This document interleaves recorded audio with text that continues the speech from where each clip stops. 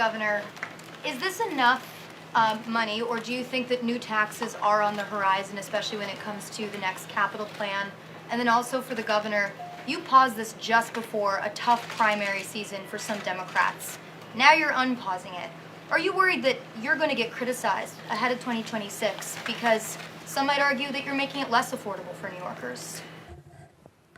The initial pause was related to the timing of when it was supposed to start, which was June. I had nothing to do with that schedule. That's what the MTA determined, that it would be June 30th to start.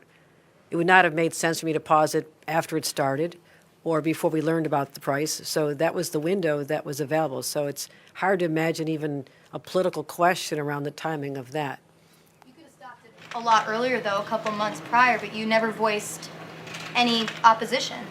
Well, as you know, in March, we're very preoccupied in working on our budget, and I had to find out how much money we were going to have available from our budget process, which went into overtime by an additional month, and that was not resolved until later in April. And I began the conversations with our leaders about making adjustments in May, and we announced it in early June. What about new taxes? There will be funding sources working out with the legislature. Again, this is about simply restoring the congestion pricing path, and we can have Catherine explain how that will work, and Blake explain how it works, but that is a separate issue. Today I'm just telegraphing my interest in supporting the capital plan.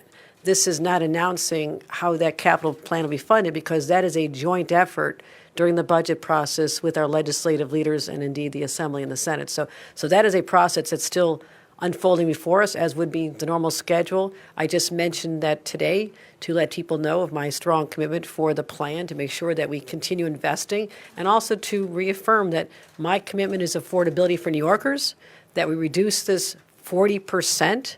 And that's what I wanted to do. I wanted to put more money back in the pockets of New Yorkers, and we achieved that by structuring this plan at this time. Chris, yeah. Has the actual tolling agreement